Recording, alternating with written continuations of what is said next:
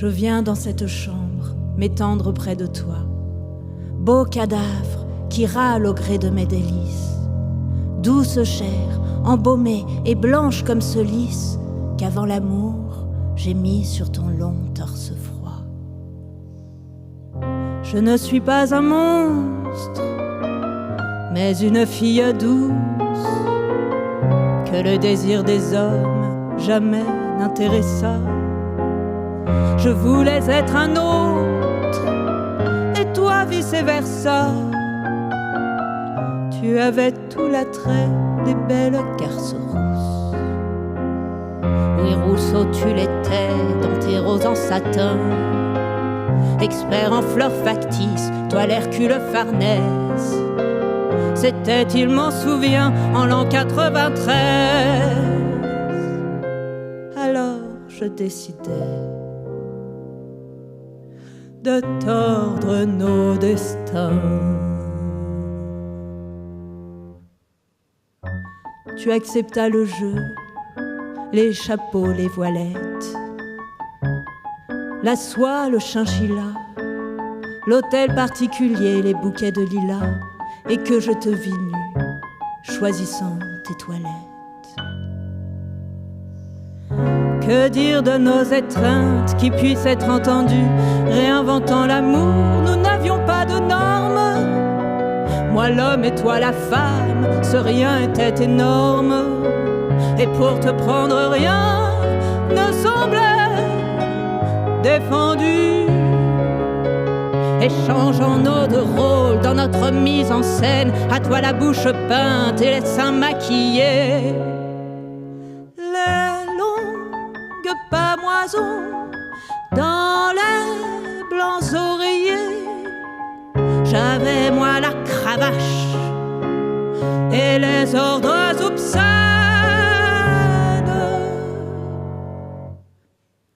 Mais il y avait un homme qui m'aimait sans retour, un officier glorieux et droit comme une tige.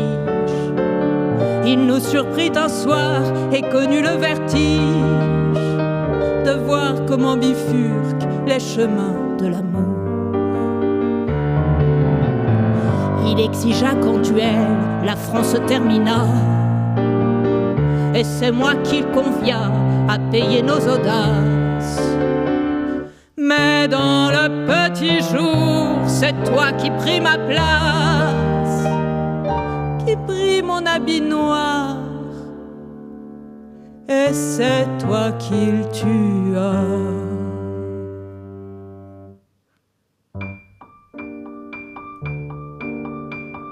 Alors je m'en fus chez un grand taxidermiste qui t'embauma mon cher, qui t'articula,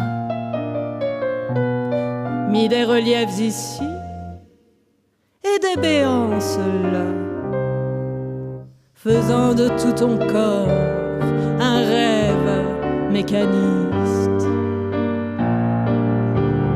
Voilà pourquoi je peux, lorsque s'enfuit le jour, m'étendre auprès de toi, ma virile amoureuse, dans le parfum qui sied, phénol et tubéreuse,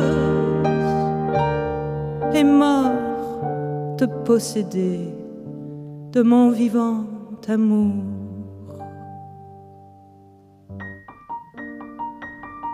Qui peut me condamner? Le cœur est un rébut.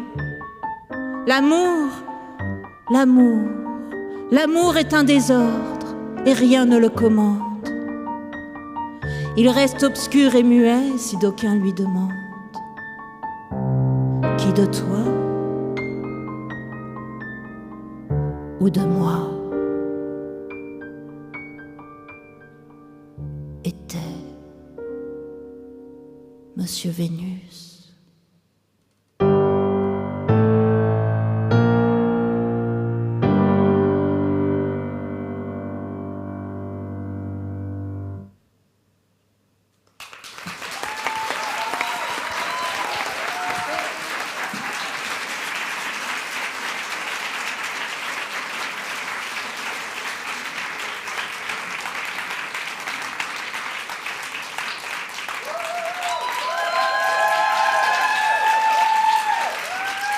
Bonsoir la Maison de la Poésie.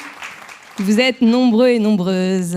Et je suis ravie de célébrer ici la sortie de mon nouveau livre, Les dessous lesbiens de la littérature. C'est un livre qui analyse une trentaine d'ouvrages aux sous-entendus lesbiens. Et ce soir, on va vous donner un petit aperçu pour vous mettre l'eau à la bouche. J'avais envie de commencer la soirée avec cette chanson de Juliette, déjà parce que je l'adore, et ensuite parce que c'est une chanson que je trouve très originale. Elle décrit chapitre par chapitre l'histoire d'un livre. Ce livre, c'est Monsieur Vénus, écrit par Rachilde en 1884.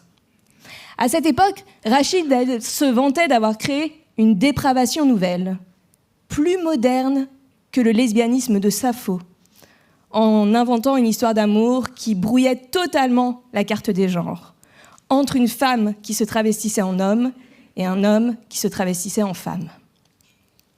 La deuxième chose qui m'a intéressée dans cet ouvrage, c'est que comme beaucoup d'autrices lesbiennes ou bisexuelles que j'ai croisées au cours de mes recherches, Rachilde a inscrit son histoire d'amour dans l'univers du monstrueux, avec ce twist final où elle transforme son amante morte en poupée mécanique. Mais il ne faut pas voir là quelque chose de négatif. Pour Rachilde, au contraire, l'univers du fantastique monstrueux lui permettait de parler, de valoriser toutes les personnes qui étaient en marge de la société bourgeoise bien pensante. Elle-même, Rachilde, était bisexuelle et elle avait l'habitude de dire « Je me sens très loin de l'espèce humaine et je me préfère davantage dans l'espèce animale. J'aurais peut-être mieux fait d'aboyer, de miauler, de rugir plutôt que d'écrire. On m'aurait peut-être mieux comprise. » 100 ans après, il y a une autre autrice qui va tirer ce filon du monstrueux, de l'univers du monstrueux, pour parler d'une passion saphique. C'est Amélie Nothomb avec Stupeur et tremblement. Alors, qui a lu le livre ? Pas mal, par applaudissement. Je vois pas tout à fait. Par applaudissement, qui se souvient de l'histoire lesbienne ?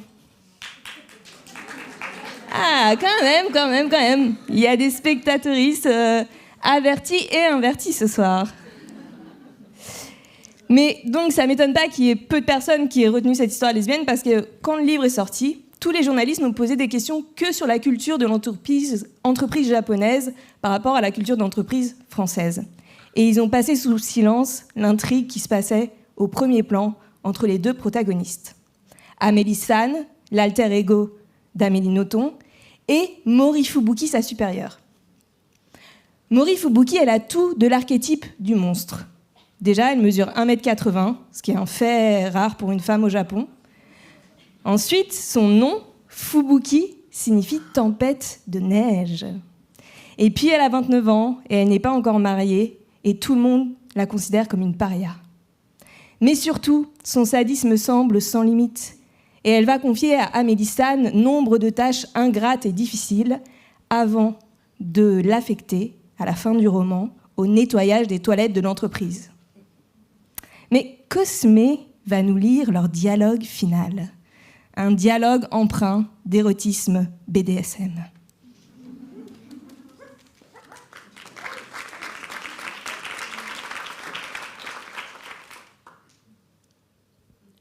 Fubuki soupira. « Eh bien, vous aviez quelque chose à me dire ?» Afin de cacher ma bouche qui se tordait, je baissai la tête autant que possible, ce qui me conféra une apparence d'humilité dont ma supérieure dut être satisfaite. Nous approchons du terme de mon contrat et je voulais vous annoncer avec regret que je ne pourrais le reconduire. Ma voix était celle, soumise et craintive, de l'inférieur archétypal. « Ah ? Et pourquoi ?» me demanda-t-elle sèchement. Quelle question formidable. Je n'étais donc pas la seule à jouer la comédie. Je lui emboîtai le pas avec cette caricature de réponse. La compagnie Yumimoto m'a donné de grandes et multiples occasions de faire mes preuves. Je lui en serai éternellement reconnaissante. Hélas, je n'ai pas pu me montrer à la hauteur de l'honneur qui m'était accordé. Je dus m'arrêter pour me mordre à nouveau l'intérieur des joues, tant ce que je racontais me paraissait comique. Fubuki, elle, ne semblait pas trouver cela drôle, puisqu'elle dit « C'est exact. Selon vous, pourquoi n'étiez-vous pas à la hauteur ?» Je ne pus m'empêcher de relever la tête pour la regarder avec stupéfaction. Était-il possible qu'elle me demande pourquoi je n'étais pas à la hauteur des chiottes de l'entreprise ? Son besoin de m'humilier était-il si démesuré ? Et s'il en était ainsi, quelle pouvait donc être la nature de ses véritables sentiments à mon égard ? Les yeux dans les siens, pour ne pas rater sa réaction, je prononçai l'énormité suivante. Parce que je n'en avais pas les capacités intellectuelles. Il m'importait moins de savoir quelle capacité intellectuelle était nécessaire pour nettoyer une cuvette souillée que de voir si une aussi grotesque preuve de soumission serait du goût de ma tortionnaire.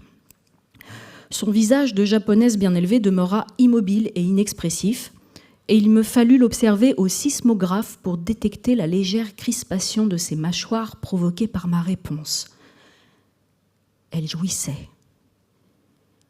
Elle n'allait pas s'arrêter en si bon chemin sur la route du plaisir. Elle continua. « Je le pense aussi. Quelle est, d'après vous, l'origine de cette incapacité ?» La réponse coulait de source. Je m'amusais beaucoup. « C'est l'infériorité du cerveau occidental par rapport au cerveau nippon. » Enchanté de ma docilité face à ses désirs, Fubuki trouva une répartie équitable. « Il y a certainement de cela. Cependant, il ne faut pas exagérer l'infériorité du cerveau occidental moyen. Ne croyez-vous pas que cette incapacité provient surtout d'une déficience propre à votre cerveau à vous ? Sûrement. Au début, je pensais que vous aviez le désir de saboter Yumimoto. Jurez-moi que vous ne faisiez pas exprès d'être stupide. Je le jure. Êtes-vous consciente de votre handicap ? Oui. La compagnie Yumimoto m'a aidé à m'en apercevoir. Le visage de ma supérieure demeurait impassible, mais je sentais à sa voix que sa bouche se desséchait. J'étais heureuse de lui fournir enfin un moment de volupté. L'entreprise vous a donc rendu un grand service. Je lui en serai pleine de gratitude pour l'éternité. J'adorais le tour surréaliste que prenait cet échange qui hissait Fubuki vers un 7e ciel inattendu. Au fond, c'était un moment très émouvant. Chère tempête de neige, si je puis, à si peu de frais, être l'instrument de ta jouissance, ne te gêne surtout pas. Assaille-moi de tes flocons âpres et durs, de tes grêlons taillés comme des silex. Tes nuages sont si lourds de rage, j'accepte d'être la mortelle perdue dans la montagne sur laquelle ils déchargent leur colère. Je reçois en pleine figure leurs 1000 postillons glacés. Ils ne m'en coûtent guère, et c'est un beau spectacle que ton besoin d'entailler ma peau à coups d'insultes. Tu tires à blanc, chère tempête de neige. J'ai refusé que l'on me bande les yeux face à ton peloton d'exécution, car il y a si longtemps que j'attendais de voir du plaisir dans ton regard. Je crus qu'elle avait atteint l'assouvissement, car elle me posa cette question qui me parut de simple forme. « Et ensuite, que comptez-vous faire ?» Je n'avais pas l'intention de lui parler des manuscrits que j'écrivais. Je m'en tirais avec une banalité. « Je pourrais peut-être enseigner le français ?» Ma supérieure éclata d'un rire méprisant. « Enseigner, vous ? Vous vous croyez capable d'enseigner ?» Sacrée tempête de neige. Jamais à court de munitions. Je compris qu'elle en redemandait. Je n'allais donc pas sottement lui répondre que j'avais un diplôme de professeur. Je baissai la tête. Vous avez raison. Je ne suis pas encore consciente de mes limites. En effet, franchement, quel métier pourriez-vous exercer ? Il fallait que je lui donne accès au paroxysme de l'extase. Dans l'ancien protocole impérial nippon, il est stipulé que l'on s'adressera à l'empereur avec stupeur et tremblement. J'ai toujours adoré cette formule qui correspond si bien au jeu des acteurs dans les films de samouraï, quand ils s'adressent à leur chef, la voix traumatisée par un respect surhumain. Je pris donc le masque de la stupeur et je commençai à trembler. Je plongeais un regard plein d'effroi dans celui de la jeune femme et je bégayais.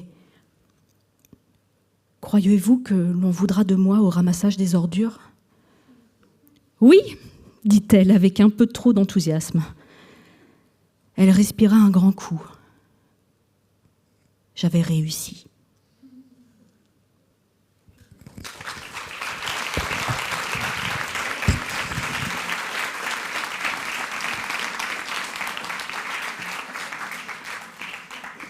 Certaines autrices décident pourtant de se détourner de cette figure de la lesbienne monstrueuse pour opérer un véritable retournement des stigmates.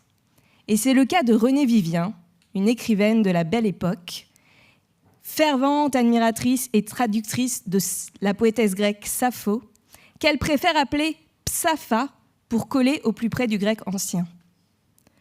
Dans son livre « Une femme m'a paru », sorti en 1904, elle défend une thèse d'une grande audace pour l'époque. Et si le monstrueux n'était pas du côté de la lesbienne invertie, mais bien de l'homme cis hétérosexuel. Et pour exposer ses idées, dans l'extrait que va nous lire Léa Desgarrés, elle passe par un personnage, San Giovanni, dit aussi l'androgyne, qui discourt avec Pétrus dans un salon littéraire. Malheureusement, ces théories révolutionnaires n'ont pas eu l'écho escompté. Le livre « Une femme m'a paru » a été un échec. Et Renée Vivien en a été touchée. Elle s'en plaignait dans un poème écrit 2 années après, qui s'appelle « Sans fleurs à votre front ».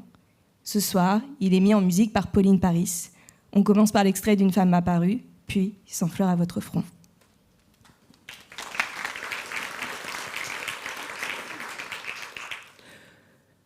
La voix de San Giovanni me rappela brusquement à la réalité.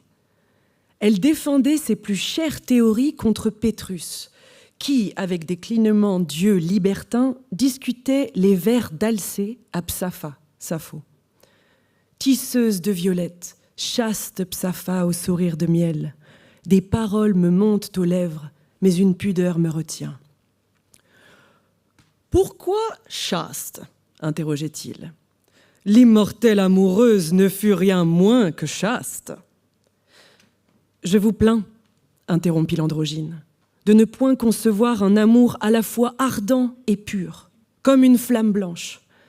Tel fut celui que Psapha voua jadis à ses amantes mélodieuses. Cet amour, évocateur de la beauté dans ce qu'elle a de plus suave et de plus délicat, n'est-il pas 1000 fois plus chaste que les solitudes claustrales où s'exaspèrent les songes obscènes et les monstrueux désirs ?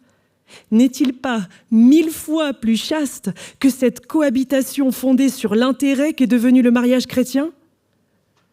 Que peut-on rêver de plus radieusement chaste que cette école de vierges fondée par une vierge, cette école de Mytilène où Psapha a enseigné l'art complexe de la musique et des strophes ? En un temps où seules les courtisanes recueillaient pieusement les belles harmonies, cet enfant de noble naissance osa se consacrer tout entière au culte divin des chants. Pétrus méditait. Toute sa personne légèrement obèse exprimait le recueillement d'un pacha qui digère. « Pourquoi haïssez-vous les hommes ?» demanda-t-il enfin à San Giovanni, en fixant sur elle ses lourdes prunelles. « Je ne les aime ni ne les déteste, répondit San Giovanni, conciliante. Je leur en veux d'avoir fait beaucoup de mal aux femmes. Ce sont des adversaires politiques que je me plais à injurier pour les besoins de la cause. Hors du champ de la bataille des idées, ils me sont inconnus et indifférents. Pétrus donna à son visage huileux une expression solennelle. On eût dit un fakir accouchant d'une prophétie. Il contempla longuement l'androgyne avant d'énoncer d'un ton fatal. « Mademoiselle, vous tentez en vain de vous dérober à l'irrésistible séduction masculine. Vous terminerez certainement votre carrière amoureuse entre les bras d'un homme. » La fatuité innocente de son sourire eût adouci une penthésilée, mais une colère ensanglanta le visage de San Giovanni. J'arrêtai les paroles qui allaient jaillir de ses lèvres violentes et je répondis d'un ton profondément choqué. « Ce serait là une aberration antiphysique, monsieur. J'estime trop notre amie pour la croire capable d'une passion anormale.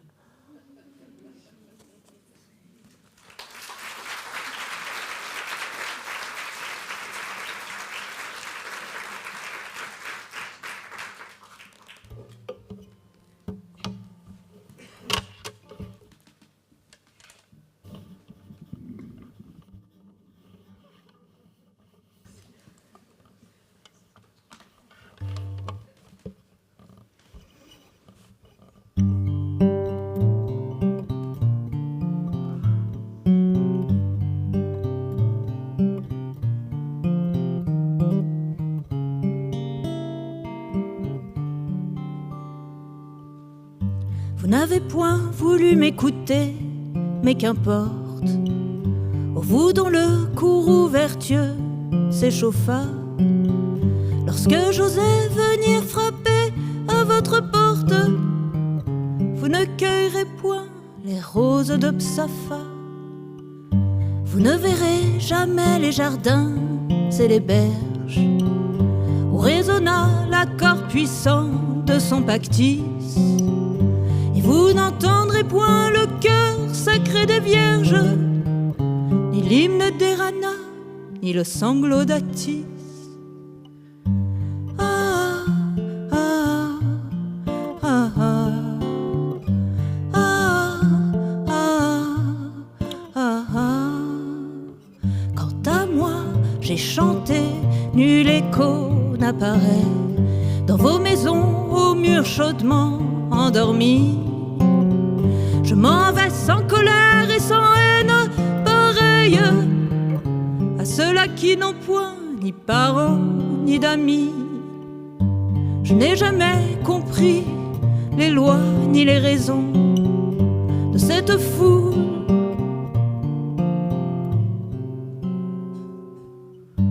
Ah, ah, ah, ah.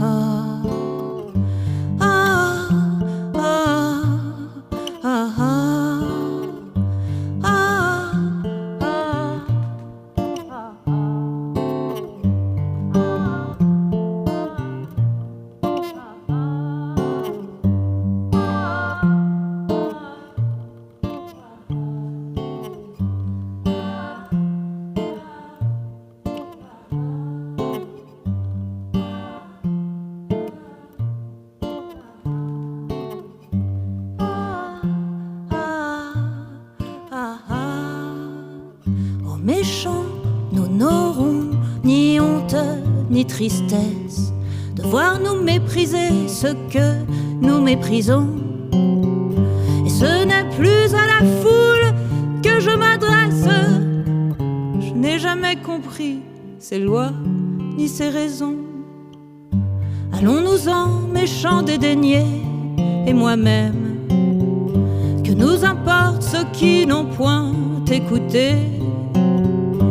Allons vers le silence et vers l'ombre que j'aime, et que l'oubli nous garde en son éternité. Allons-nous-en, allons-nous-en,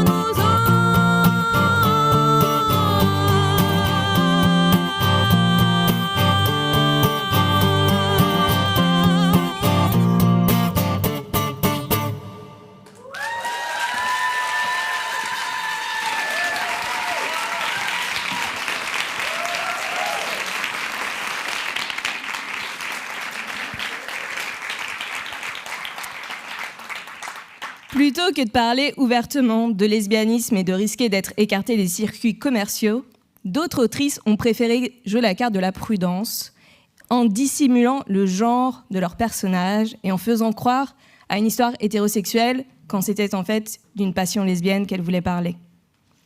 Et c'est le cas pour George Sand avec sa nouvelle « La Marquise », sortie en 1832. George Sand va passer par 2 stratégies de dissimulation. Déjà, elle situe son récit au XVIIIe siècle au lieu du XIXe siècle, et ensuite, elle masculinise l'objet de son désir, le comédien Lelio. Mais pour moi, pas de doute. La Marquise est un hommage à Marie Dorval, la comédienne avec qui George Sand entretenait une relation à cette époque. Et plusieurs indices m'ont mené à cette conclusion.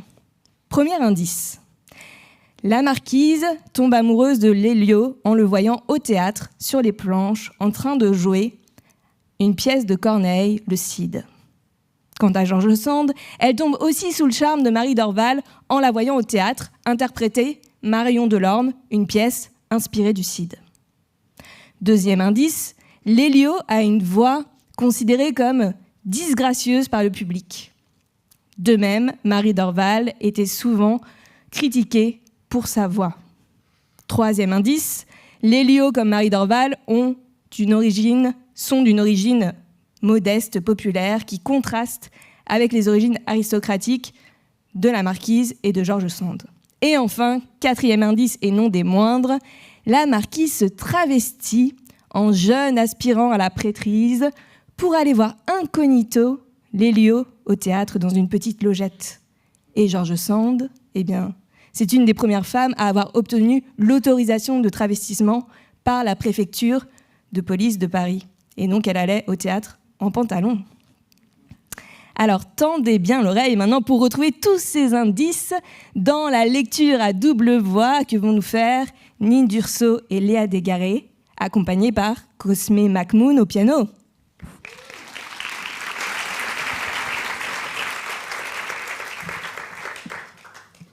La Marquise garda un instant le silence. Mais tout à coup, posant avec bruit sur la table sa tabatière d'or qu'elle avait longtemps roulée entre ses doigts, « Eh bien, puisque j'ai commencé à me confesser, je veux tout avouer. Écoutez bien, une seule fois dans ma vie, j'ai été amoureuse. Mais amoureuse, comme personne ne l'a été. D'un amour passionné, indomptable, dévorant, et pourtant idéal et platonique, s'il en fut. Ah, ça vous étonne bien d'apprendre qu'une marquise du XVIIIe siècle n'ait eu dans toute sa vie qu'un amour et un amour platonique. C'est que voyez-vous, mon enfant, vous autres jeunes gens, vous croyez bien connaître les femmes, et vous n'y entendez rien. Si beaucoup de vieilles de 80 ans se mettaient à vous raconter franchement leur vie, peut-être découvririez-vous dans l'âme féminine des sources de vices et de vertus dont vous n'avez pas l'idée. Maintenant, devinez de quel rang fut l'homme pour qui, moi, marquise hautaine et fière entre toutes, je perdis tout à fait la tête.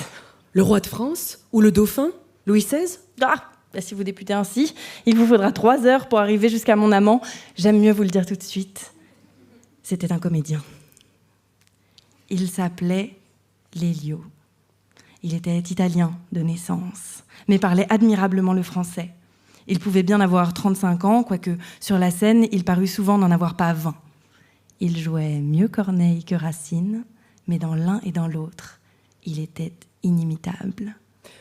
Je m'étonne que son nom ne soit pas resté dans les annales du talent dramatique. Il n'eut jamais de réputation. Et on ne l'appréciait ni à la ville, ni à la cour.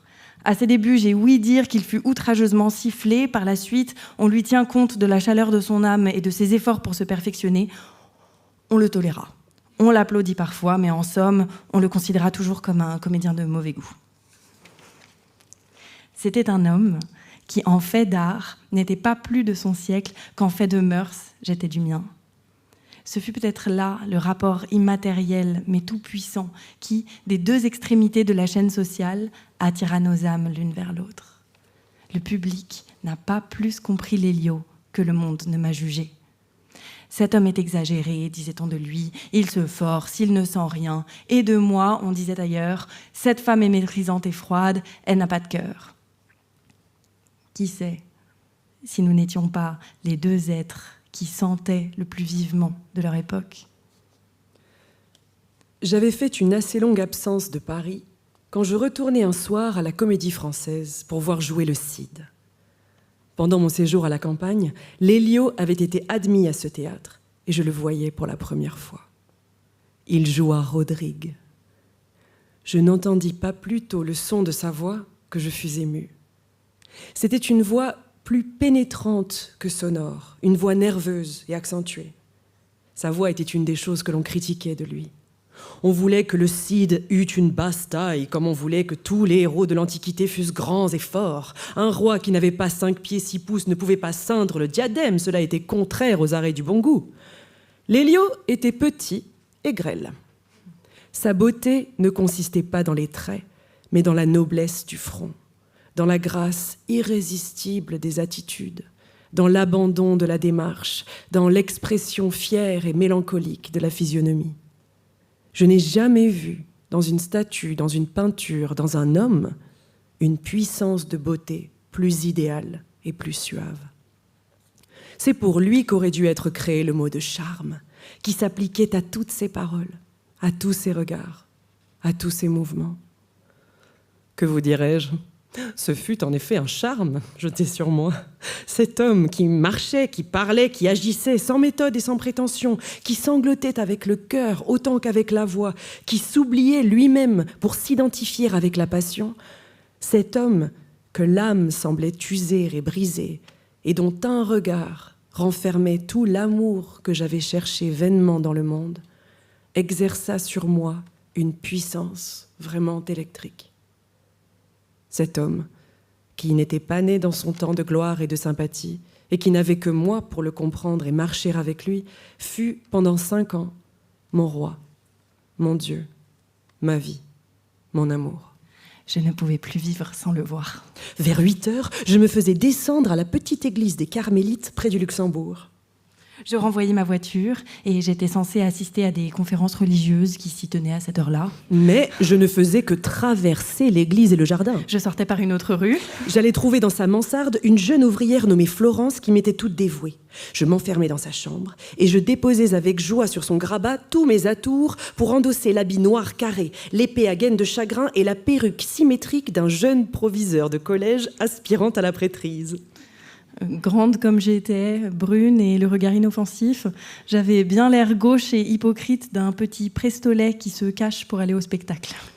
Florence, qui me supposait une intrigue véritable au dehors, riait avec moi de mes métamorphoses. Je montais dans un fiacre et j'allais me blottir dans ma logette du théâtre. Alors, mes palpitations, mes terreurs, mes joies, mes impatiences cessaient. Un recueillement profond s'emparait de toutes mes facultés et je restais comme ça, absorbée jusqu'au lever du rideau, dans l'attente d'une grande solennité. Lelio n'existait plus pour moi. C'était Rodrigue, c'était Bajazet, c'était Hippolyte. Quoiqu'il choquât toutes les idées reçues, quoiqu'il fût impossible de se faire au goût de ce sot public, quoiqu'il scandalisât les femmes par le désordre de sa tenue, quoiqu'il offensât les hommes par ses mépris pour leurs sottes exigences, il avait des moments de puissance sublime et de fascination irrésistible, où il prenait tout ce public rétif et ingrat dans son regard et dans sa parole, comme dans le creux de sa main, et il le forçait d'applaudir et de frissonner. Cela était rare, parce qu'on ne change pas subitement tout l'esprit d'un siècle. Mais quand cela arrivait, les applaudissements étaient frénétiques. Il semblait que, subjugués alors par son génie, les Parisiens voulussent expier toutes leurs injustices. Moi, je croyais plutôt que cet homme avait par instant une puissance surnaturelle et que ses plus amers contenteurs se seraient entraînés à le faire triompher malgré eux. En vérité, dans ces moments-là, la salle de la Comédie Française semblait frappée de délire. Et en sortant, on se regardait tout étonné d'avoir applaudi Lelio. Pour moi, je me livrais alors à mon émotion. Je criais, je pleurais, je le nommais avec passion, je l'appelais avec folie. Ma faible voix se perdait heureusement dans le grand orage qui éclatait autour de moi. D'autres fois, on le sifflait dans des situations où il me semblait sublime et je quittais le spectacle avec rage. Ces jours-là étaient les plus dangereux pour moi. J'étais violemment tentée d'aller le trouver, de pleurer avec lui, de maudire le siècle et de le consoler en lui offrant mon enthousiasme et mon amour.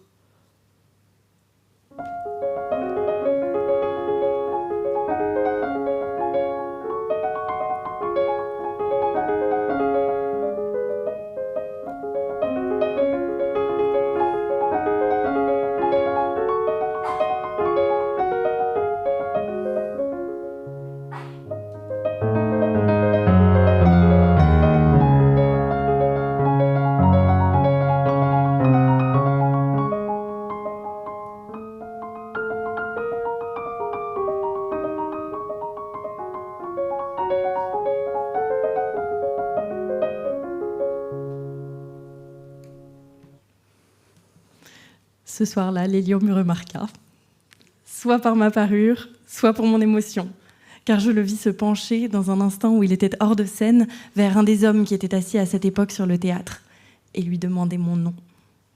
Je compris cela à la manière dont leurs regards me désignèrent. J'en eus un battement de cœur qui faillit m'étouffer. Et je remarquai que dans le cours de la pièce, les yeux de Lélio se dirigèrent plusieurs fois de mon côté.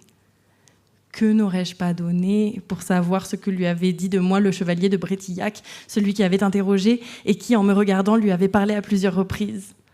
La figure de Lélio, forcé de rester grave pour ne pas déroger à la dignité de son rôle, n'avait rien exprimé qui pût me faire deviner le genre de renseignements qu'on lui donnait sur mon compte. Lélio me voyait. Il m'observait. Ma beauté l'avait frappé. Ma sensibilité le flattait. Ses regards avaient peine à se détacher de moi. Quelquefois, il en eut des distractions qui mécontentèrent le public. Bientôt, il me fut impossible de m'y tromper. Il m'aimait à en perdre la tête. Ma loge ayant semblé faire envie à la princesse de Vaudemont, je la lui avais cédée pour en prendre une plus petite, plus enfoncée et mieux située.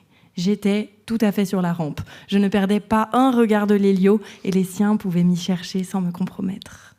D'ailleurs, je n'avais même plus besoin de ce moyen pour correspondre avec toutes ces sensations.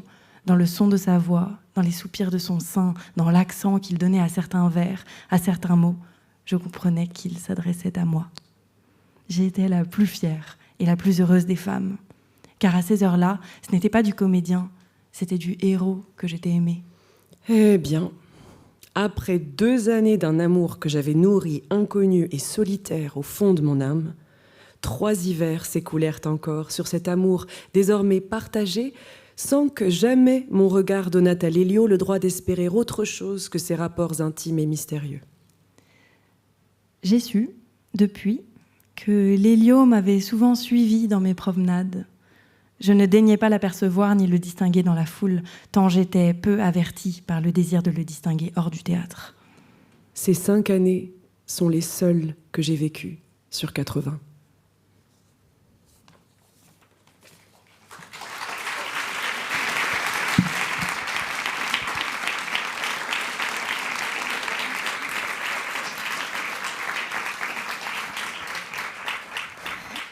Et si vous vous demandez quel était l'interlude musical, ce n'était pas Chopin, mais Louise Farinck, une compositrice que je vous invite à aller découvrir. On va maintenant faire un saut dans le temps et arriver dans les années folles avec Mireille Havet, qui elle aussi choisit la carte de la dissimulation pour parler d'un de ses grands amours, la comtesse de Limur. Un amour impossible, puisque la comtesse est mariée avec le cinéaste Jean de Limur et elle ne compte pas du tout divorcée. Mireille Havet va beaucoup en souffrir, mais après la séparation, ce trio amoureux lui inspire une autofiction cathartique. Elle la nomme Carnaval. Cette dernière est publiée en 1922 et c'est un grand succès critique et commercial. Alors elle n'a pas fait comme George Sand, elle n'a pas masculinisé l'objet de son désir, mais masculinisé son héros, qui devient Daniel. Néanmoins, plusieurs détails ne nous trompent pas. Déjà, Daniel est un prénom épicène. Ensuite, il a plusieurs attributs féminins. Les 2 amants s'émerveillent autour d'une bibliothèque queer. Et surtout, Mireille Havet fait de nombreuses allusions au masque qui cache la véritable personnalité des individus. Cosme McMoon va nous entraîner maintenant dans ce carnaval saphique. Daniel aime l'amour, les Champs-Élysées, les grandes automobiles et les cocktails. Autrefois, il aimait la campagne. Et dans son jardin des ordres, les astères bêtes et tristes, et le grand plant d'asperges, où l'on coupait à l'automne des brassées de feuillage roux que sa mère disposait dans les vases du salon pour faire un fond aux chrysanthèmes. Il aimait aussi les mots, d'où partent mieux que les gares les vrais rapides qui nous entraînent. Il aimait la lecture et l'encre. Maintenant, cette femme. À minuit, il remonte les Champs-Élysées. La femme embaume dans ses fourrures mieux qu'une bête au cœur magique et plus qu'une plante dont la nuit dénoue les parfums. Un peu de vent agite les grands arbres de l'avenue Gabriel où dorment d'autres guignols et Daniel, son bras serré contre cet autre bras inconnu, divague doucement d'un amour qu'il crée à mesure. « Jamais, dit-il, je n'aurais cru qu'un être comme vous puisse exister, madame. Sans doute je vous attendais, car je ne me souviens pas d'avoir écouté quiconque avec cette passion. »« Vous mentez, dit-elle. Vous êtes si jeune que vous croyez au prestige de cette jeunesse sur ceux qui ont déjà souffert de l'amour. Mais vos phrases ne me touchent pas. Je connais les masques, ceux de Venise et les autres, car ceux de Venise ne cachent que les yeux. Le vôtre est plus étroit. Il vous colle au visage. C'est votre âme qui me plairait, si vous étiez capable d'aimer. » Ah, nous sommes fous, moi de répondre, vous d'inventer. Si vous étiez tel que vous dites, mais il faudrait nous enfuir pour cacher notre torture et notre félicité. Ils sont devant la porte cochère de la maison qu'elle habite. « Montez un instant, dit-elle.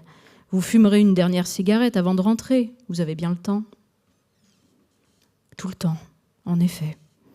La vie de Daniel ne commence peut-être que de ce soir. Ils se taisent et montent rapidement l'étage court qui les sépare du palier. Daniel y retrouve avec plaisir cette odeur de bois brûlé qui, tantôt, l'avait séduit lorsqu'il vint faire sa première visite. Maintenant, il sait d'où elle vient. Il connaît le petit salon plein de fourrures. En entrant, il faillit tomber, car l'ours blanc mord les pieds du voyageur. C'est une épreuve. Immédiatement, il vit dans la bibliothèque les livres qu'il aime. Et puis le feu, le grand feu dont voici l'odeur et qui danse, comme l'oiseau de feu. Germaine sert le thé. Il est froid et imbuvable. Alors, agacée, dans un fauteuil, elle se laisse choir comme une fleur fatiguée. La petite robe rose, qui est noire, se creuse en un golfe d'ombre dangereux près des jambes. Daniel est auprès d'elle. Il retient dans les siennes ses mains, qu'il embrasse de temps à autre. Il lui semble qu'ils sont tous deux sommeil, et pourtant il ne voudrait pas partir. Alors, pour distraire cette espèce d'angoisse qui l'étreint et l'empêche même de plaisanter, il regarde autour de lui. Peut-être un bibelot le sauvera-t-il en le ramenant à de plus humains rivages. Des livres jaunes, d'autres reliés en or et noir, au-dessus d'un divan très bas. Il ne peut lire les titres, mais il le devine. Oscar Wilde, Gabriel D'Annunzio, René Vivien. Tiens, Gourmand. Pourquoi ?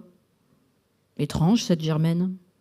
Sur la cheminée, une belle romantique photographie de Jérôme, son mari, qu'elle dit aimer et qui paraît très beau. Il est assis à ses pieds près du feu, à côté d'un chat de porcelaine dont il a cassé l'oreille, paraît-il, un jour que Germaine, l'ayant peut-être trop impatienté, il s'était enfui brusquement. Il tourne dans la tasse bouillante une fine cuillère d'argent qui teinte. Sa colère est bien tombée. Il ne ressent plus qu'un chagrin très violent qui le rend docile comme si on l'avait roué de coups. « Germaine, dit-il, et il s'appuie à ses genoux soyeux. La jupe remontée découvre le bas de soie et la chaussure parfaite. Puis, soudain, humble, il dépose la tasse qui se renverse et baise la cheville ronde. Elle sent à travers le bas cette joue qui brûle. « Daniel, que vous êtes enfant. Votre caractère est terrible. Je ne peux rien dire. Vous êtes toujours hors de vous, ce n'est pas drôle. » « Pas drôle, Germaine ? Croyez-vous que ce soit plus drôle quand vous me parlez de Jérôme avec passion ? Cependant, vous ne pouvez tout de même pas exiger que je l'oublie pour aller vivre avec vous. Si, justement.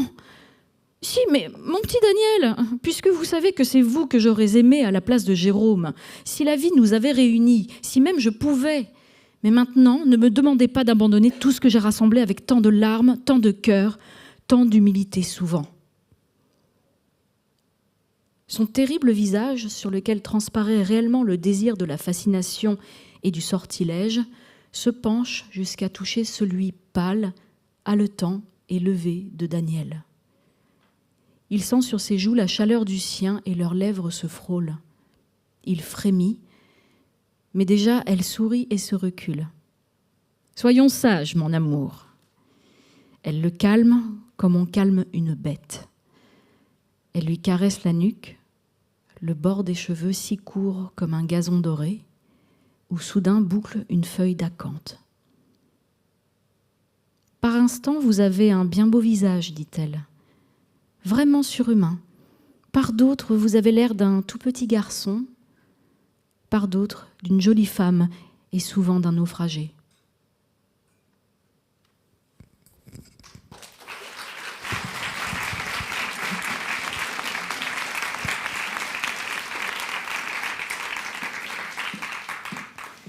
Les espaces non mixtes ont souvent favorisé l'éclosion des amours lesbiennes, et ça se retrouve en littérature. Si on prend par exemple Violette Leduc, l'écrivaine, elle a connu ses premiers émois dans un pensionnat non mixte. Et 30 années plus tard, dans son autofiction Ravage, elle décide de coucher sur le papier cette histoire d'amour adolescente en y mettant beaucoup de détails sexuels. Elle nomme ce chapitre Thérèse et Isabelle. Mais quand elle présente le manuscrit à son éditeur Gallimard en 1955, celui-ci refuse absolument de publier ce chapitre, le jugeant obscène. Violette Leduc repart en se disant tant pis, mais c'est là qu'intervient Simone de Beauvoir, sa grande amie, son grand amour aussi à sens unique, qui va la convaincre de publier Ravage censuré de Thérèse et Isabelle.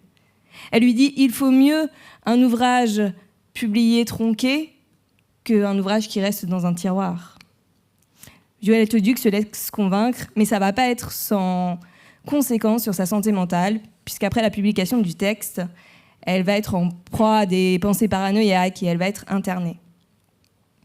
Il faudra attendre les années 2000 pour que Thérèse et Isabelle sortent en version intégrale, et 2023 pour que ce chapitre soit réintégré à Ravage. Malheureusement, Violette Leduc était morte depuis longtemps, puisqu'elle est morte en 1972. Alors, pour faire revivre cette passion adolescente, voici Marie Fortuit et Lucie Sansen au piano.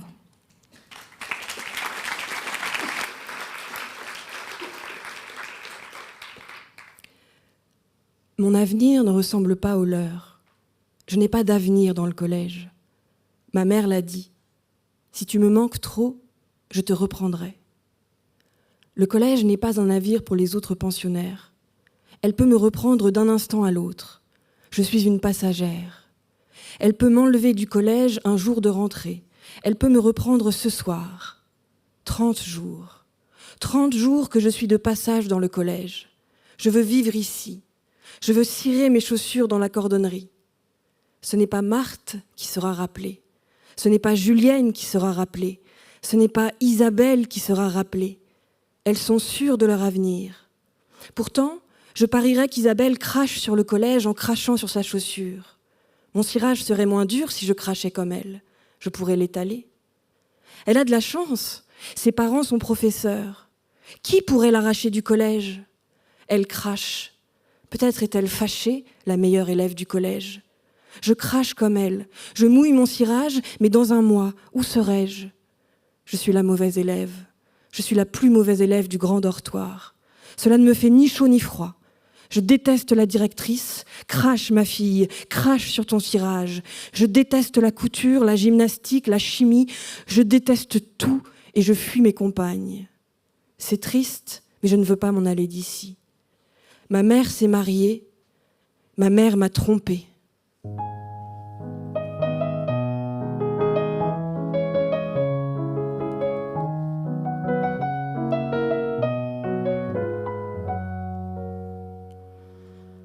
Thérèse, appela-t-on dans mon box. Qu'est-ce que vous faites sous vos couvertures ?» demanda la voix que je ne reconnaissais pas. « Je lis. » On arracha le drap, on tira mes cheveux. « Je vous dis que je lisais !»« Moins haut, » dit Isabelle. Une élève toussa. « Vous pouvez me dénoncer si vous voulez. » Elle ne me dénoncera pas. J'abuse d'elle et je sais que j'abuse d'elle en lui disant cela. « Vous ne dormiez pas ?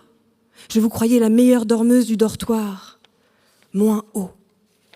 Je chuchotais trop fort. Je voulais en finir avec la joie. Je m'exaltais jusqu'à l'orgueil. Isabelle, en visite, ne quittait pas mon rideau de percale. Je doutais de sa timidité. Je doutais de ses longs cheveux défaits dans ma cellule. « J'ai peur que vous me répondiez non. Dites que vous me répondrez oui, » haleta Isabelle. J'avais allumé ma lampe de poche. J'avais eu, malgré moi, une prévenance pour la visiteuse. « Dites oui », chuchota Isabelle.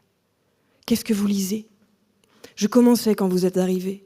« Le titre, dites-moi le titre. »« Un homme heureux. » C'est un titre ? C'est bien. Je ne sais pas, je commençais. Isabelle tourna les talons. Je crus qu'elle disparaissait de nouveau dans sa tombe. Elle s'arrêta. « Venez lire dans ma chambre. » Elle repartait. Elle mettait de la distance entre sa demande et ma réponse. « Vous viendrez ? » C'est oui. Je ne sais pas. Elle quitta mon box. Je ne retrouvais ni mon souffle, ni mes habitudes. Elle retrouvait son lit, son creux. Je la voulais immobile, allongée, pendant que je quitterais mon lit, mon creux. Isabelle m'avait vue dans les draps jusqu'au cou. Je quittais mon box. La surveillante dormait. J'hésitais devant le rideau de percale. J'entrais. « Quelle heure ?» dis-je avec vivacité. Je me retins à la portière. Je braquai ma lampe du côté de la table de nuit. « Venez, il y a de la place. » Je ne m'habituais pas à ces longs cheveux défaits, ceux d'une étrangère qui m'intimidait. Isabelle vérifiait l'heure. « Vous ne venez pas ?» L'opulence des cheveux qui balayaient les barreaux à la tête du lit, son épaule, la table de nuit, le napperon m'envoûtaient. Isabelle se leva. Elle me débarrassa du livre, de la lampe. « Venez maintenant !» Elle s'était recouchée. De son lit, elle braquait ma lampe de poche dans ma direction. J'avançais. Isabelle donnait des petites tapes à ses cheveux. Je m'assis sur le bord du matelas. Elle tendit son bras par-dessus mon épaule, elle prit mon livre sur la table de nuit, elle me le donna, elle me rassura. Je le feuilletais parce qu'elle me dévisageait. Je ne sus à quelle page m'arrêter. Elle attendait ce que j'attendais. Je m'accrochais à la majuscule de la première phrase. Je contemplais à la première page des mots que je ne voyais pas. Elle reprit mon livre, elle éteignit.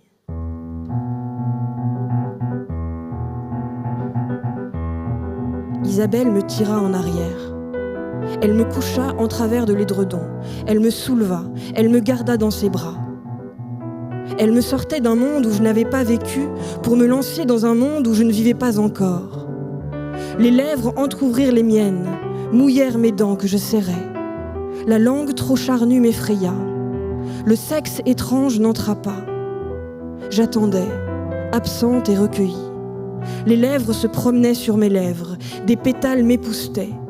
Mon cœur battait trop haut et je voulais écouter ce scellé de douceur, ce frôlement neuf. « Isabelle m'embrasse », me disais-je. Elle traçait un cercle autour de ma bouche, elle encerclait le trouble, elle mettait un baiser frais dans chaque coin, elle déposait 2 notes piquées, elle revenait, elle hivernait. Mes yeux étaient gros d'étonnement sous mes paupières, la rumeur des coquillages trop vaste. Isabelle continua. Nous descendions, nœud après nœud, dans une nuit au-delà de la nuit du collège, au-delà de la nuit du dépôt des tramways. Elle avait fait son miel sur mes lèvres. Les sphinx s'étaient rendormis. J'ai su que j'avais été privée d'elle avant de la rencontrer. Nous nous serrions encore. Nous désirions nous faire engloutir. Nous nous étions dépouillés de notre famille, du monde, du temps, de la clarté. Je voulais que, serrée sur mon cœur béant, Isabelle y rentrât. L'amour est une invention épuisante. Isabelle, Thérèse, Isabelle, Thérèse, disais-je en pensée pour m'habituer à la simplicité magique des 2 prénoms. Elle emmitoufla mes épaules dans l'hermine d'un bras. Elle mit ma main dans le sillon entre les seins, sur l'étoffe de sa chemise de nuit. Enchantement de ma main au-dessous de la sienne, de ma nuque, de mes épaules vêtues de son bras. Pourtant mon visage était seul. J'avais froid aux paupières. Isabelle l'a su. Pour me réchauffer partout, sa langue s'impatientait contre mes dents. Je m'enfermais, je me barricadais à l'intérieur de ma bouche. Elle attendait. C'est ainsi qu'elle m'apprit à m'ouvrir, à m'épanouir. La muse secrète de mon corps, c'était elle. Sa langue, sa petite flamme charmait mon sang, ma chair. Je répondis, je provoquais, je combattis. Je me voulus plus violente qu'elle. Le claquement des lèvres, le chuintement de la salive ne nous concernait plus.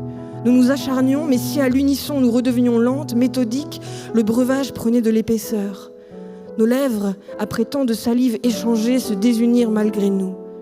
Isabelle se laissa tomber au creux de mon épaule. On rampe dans mon ventre. J'ai peur. J'ai une pieuvre dans le ventre. Nous avions créé la fête de l'oubli du temps. Nous serrions contre nous les Isabelle et les Thérèse qui s'aimeraient plus tard avec d'autres prénoms. Nous finissions de nous étreindre dans le craquement et le tremblement. Nous avons roulé enlacés sur une pente de ténèbres. Nous avons cessé de respirer pour l'arrêt de vie et l'arrêt de mort. Tu parleras, tu le raconteras, dit-elle.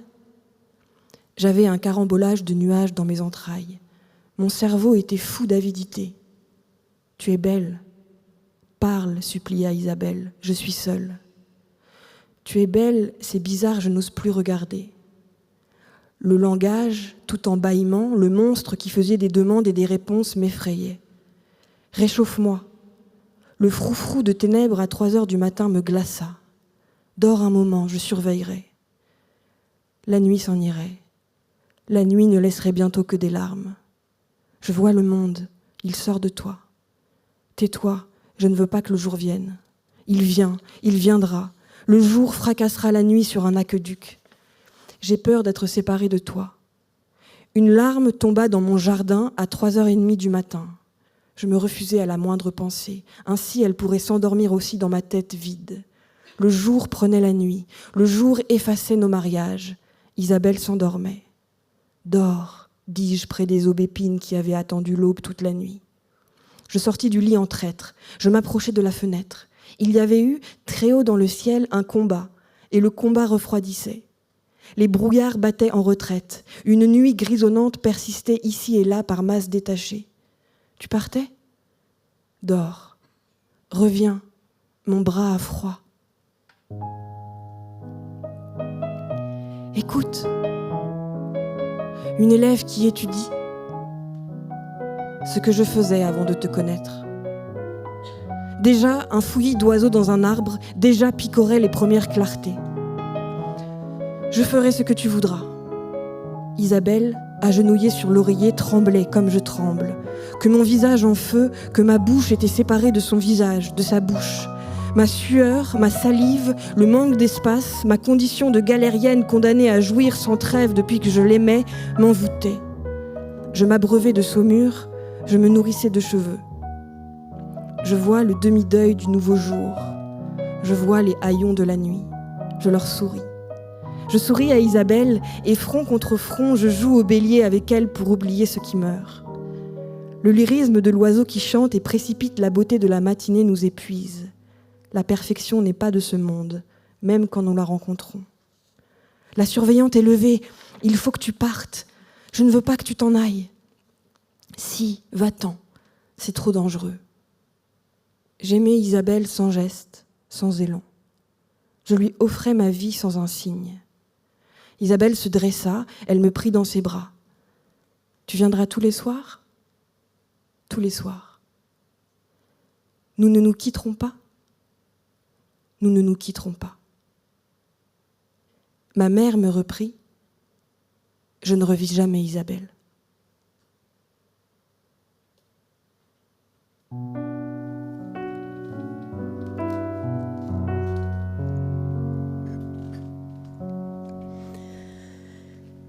Imagine Imaginez le soir et les splendeurs barbares accoudées à ton bras.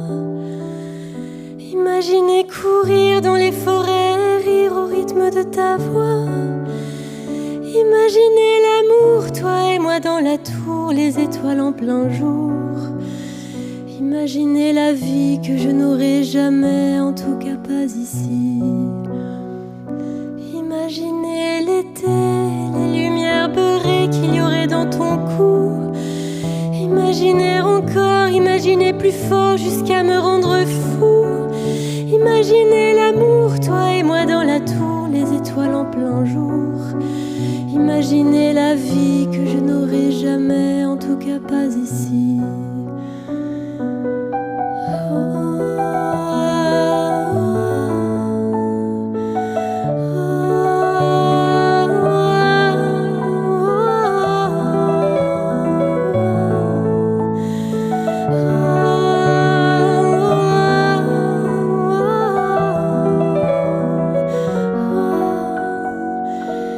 Imaginez le bruit que l'on ferait la nuit quand je prendrais ton corps. Parfois tu chuchoterais, ça ferait des bracelets pour défier la mort. Imaginez l'amour, ça me joue bien des tours, mais j'en demande encore. Comme je l'aime cette vie que je n'aurai jamais, en tout cas pas ici. Et bien sûr j'imagine que jamais tu t'imagines que je sois dans le décor.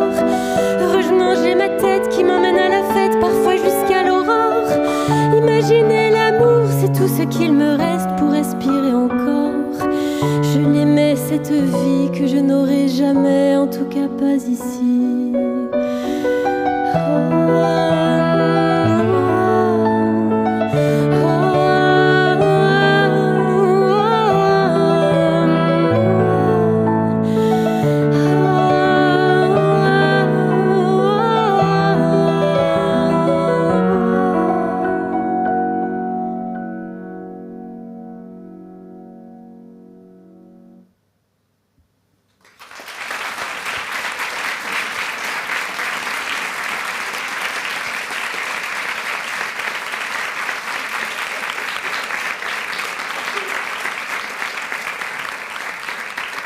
Et vous aurez reconnu peut-être Imaginez l'amour de Juliette Armanet, interprétée par Lucie Sansen.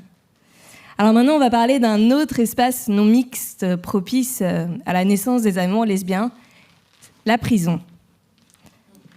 C'est là que Tituba rencontre Esther. Tituba, c'est une femme qui a réellement existé. Elle fait partie des femmes condamnées pour sorcellerie lors du procès des sorcières de Salem aux États-Unis à la fin du XVIIe siècle. Un jour, l'écrivaine Marie Scondé fouille dans les archives et tombe sur le récit du procès. Et elle est interpellée par ce nom de Tituba. Pourquoi ? Parce que sur la centaine de femmes jugées et condamnées, c'est la seule femme noire. Et c'est aussi la seule femme pour laquelle il y a très peu de détails sur sa vie. Il y a juste la date où elle est rentrée en prison et la date où elle a été libérée. Alors, Marie Scondé décide de rendre hommage à Tituba en lui inventant sa biographie, de sa naissance à sa mort. Mais elle ne l'épargne pas. C'est une vie faite de beaucoup de malheurs auxquels Tituba survit grâce à 3 esprits protecteurs. Celui de sa mère, Abema, celui de Maniaya, la sorcière qui lui a appris la magie, et enfin, celui d'Esther, une femme qu'elle a rencontrée en prison et qui lui a ouvert les portes de nouveaux désirs.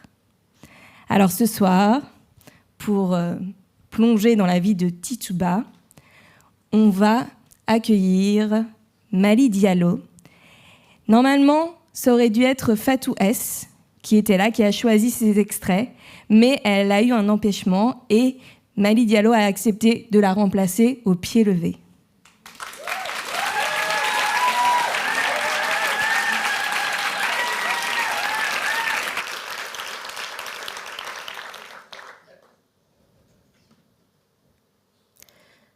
On pendit ma mère. Je vis son corps tournoyer aux branches basses d'un fromager. Elle avait commis le crime pour lequel il n'est pas de pardon. Elle avait frappé un blanc. Elle ne l'avait pas tué cependant. Dans sa fureur maladroite, elle n'était parvenue qu'à lui entailler l'épaule.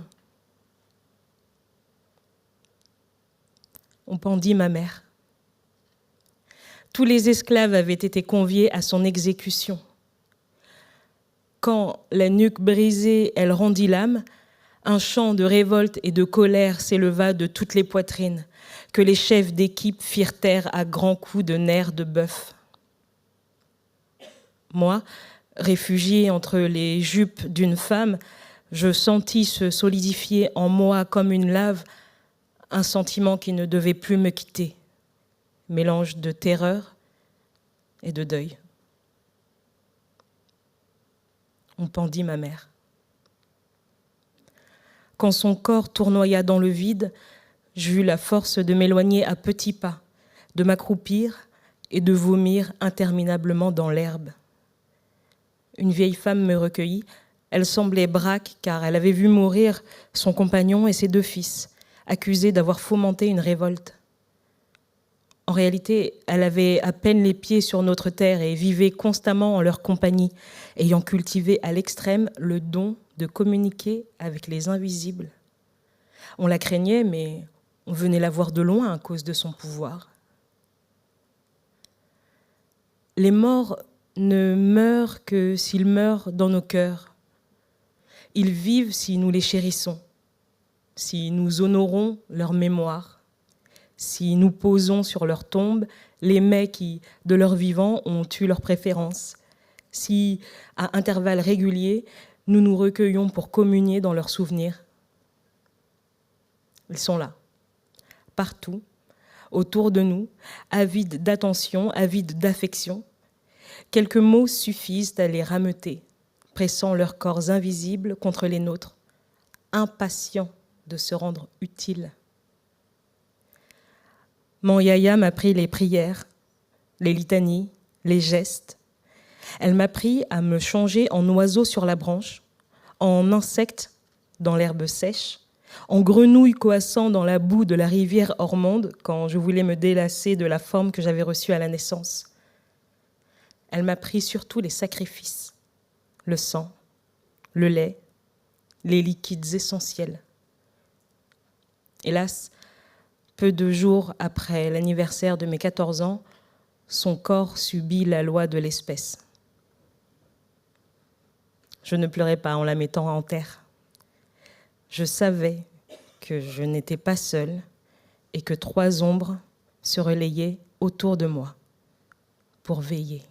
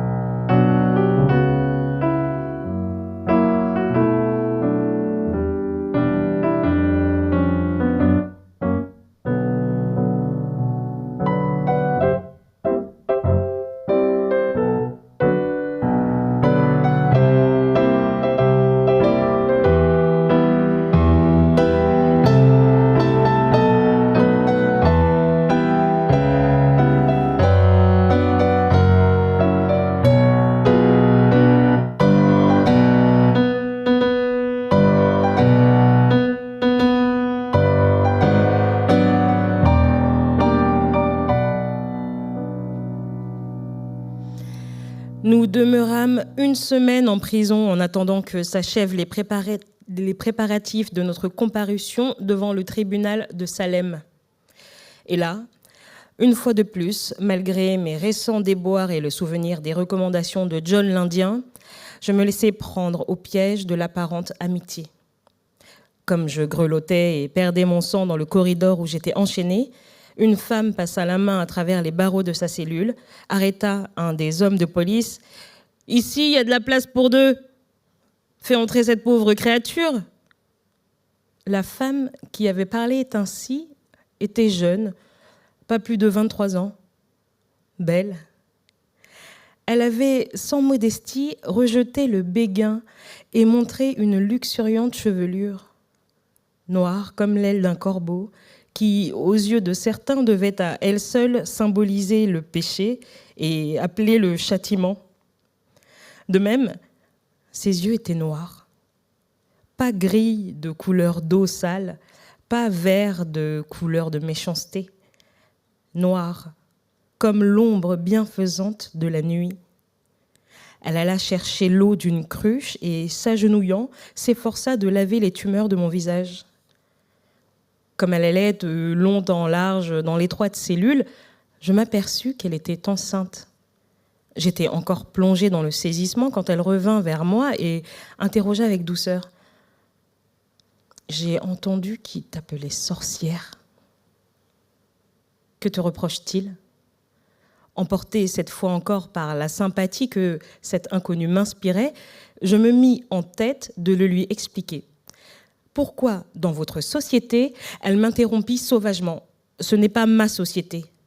N'en suis-je pas bannie comme toi, enfermée entre ces murs ? Je corrigeais. Dans cette société, donne-t-on la fonction de sorcière une connotation malfaisante ? La sorcière, si nous devons employer ce mot, corrige, redresse, console, guérit. Elle ne répondit pas à ma question, mais au lieu de ça, me prit le visage entre les paumes. « Tu ne peux pas avoir fait de mal, tituba. De cela, je suis sûre. Tu es trop belle. Même s'ils t'accusaient tous, moi, je soutiendrai ton innocence. » Émue au-delà de toute expression, je m'enhardis à lui caresser le visage et murmurai « Toi aussi, tu es belle, Esther. » « De quoi t'accuse-t-il » Elle dit rapidement « D'adultère. » Je la regardais avec épouvante car je savais la gravité de l'offense aux yeux des puritains. Elle poursuivit « Et pendant que je croupis ici, celui qui m'a planté cet enfant dans le ventre va et vient librement. » Parfois, ma peur était comme un enfant dans le ventre de sa mère. Il se tourne de droite et de gauche, il donne des coups de pied. Parfois, elle était comme une bête méchante qui me déchirait le foie de son bec. Parfois, elle était comme un boa constrictor qui m'étouffait de ses anneaux. J'entendais dire que la maison de réunion de Salem avait été élargie pour pouvoir accommoder non seulement les habitants du village, mais ceux des alentours qui voudraient prendre part au grand festival. Que pouvais-je donc espérer ? Yaya et Abena, ma mère, venaient alors se relayer dans mon esprit. Elle me répétait tendrement « Pourquoi trembles-tu ? Est-ce que nous ne t'avons pas dit que de cela, tu serais la seule à sortir vivante ?» Peut-être. Mais la vie me causait autant de frayeur que la mort, surtout si loin des miens. Malgré l'amitié d'Esther, la prison me laissa une impression ineffaçable. Cette sombre fleur du monde civilisé m'empoisonna de son parfum et jamais plus, par la suite, je ne respirais de la même façon. Half a lizard, half a witch, half a murder, half a saint. Chains, guns, and waves couldn't drag me down, couldn't keep me down. I'm a bad bitch.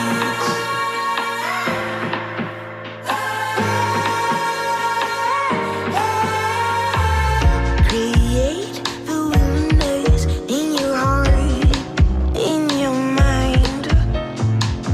Shake loose from the sanity, leave it all behind.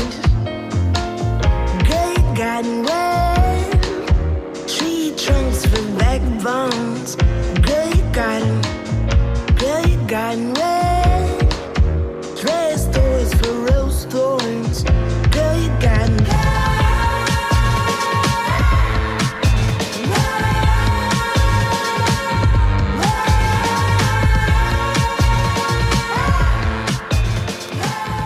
Dans la cellule où ne restait plus que la pauvre Sarah Daston, trop vieille, trop pauvre et qui sûrement allait finir sa vie entre ces murs, Mary Watkins, qui attendait un éventuel maître, et moi, dont personne ne voulait, je parvins à me recueillir pour prier Manyaya et Abena, ma mère, que leur pouvoir conjugué me fasse tomber entre les mains de ce commerçant, dont le regard me disait qu'il connaissait aussi le pays des souffrances et que, d'une manière que je ne pouvais définir, nous pouvions être du même bord.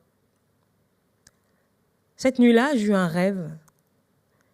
Mon bateau entrait au port, la voile gonflée de toute mon impatience. J'étais sur le quai et je regardais la coque enduite de goudron fendre l'eau. Au pied d'un des mâts, je distinguais une forme que je ne pouvais nommer. Pourtant, je savais qu'elle m'apportait joie et bonheur. Dans combien de temps connaîtrais-je cette trêve ? Cela, je ne pouvais pas le deviner. Je sais que le destin était un vieillard. Il marche à tout petits pas. Il s'arrête pour souffler, il repart, il s'arrête encore. Il atteint son but à son heure. Néanmoins, la certitude m'emplit que les heures les plus sombres étaient derrière moi et que je pourrais bientôt respirer. Cette nuit-là, Esther vint s'éteindre à côté de moi, comme elle le faisait parfois. J'appuyais ma tête sur le nénuphar, tranquille de sa joue, et me serrais contre elle. Doucement, le plaisir m'envahit, ce qui m'étonna. Peut-on éprouver du plaisir à se serrer contre un corps semblable au sien ? Le plaisir avait toujours eu pour moi la forme d'un autre corps dont les creux épousaient mes bosses et dont les bosses se nichaient dans les tendres plaines de ma chair. Esther m'indiquait-elle le chemin d'une autre jouissance ? Souvent, je pense à l'enfant d'Esther et au mien. Enfant non né.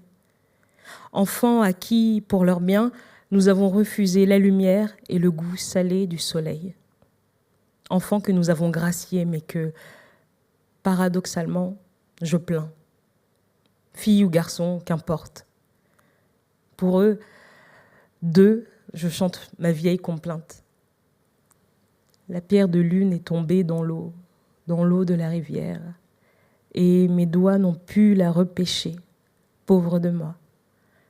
La pierre de lune est tombée, assise sur la roche au bord de la rivière. Je pleurais et me lamentais. Ô pierre, douce et brillante, tu luis au fond de l'eau. Le chasseur vint à passer avec ses flèches et son carquois. Belle, belle, pourquoi pleures-tu ? Je pleure car ma pierre de lune gît au fond de l'eau. Belle, belle, si ce n'est que cela, je vais t'aider. Mais le chasseur plongea et se noya. Esther, mon cœur se brise.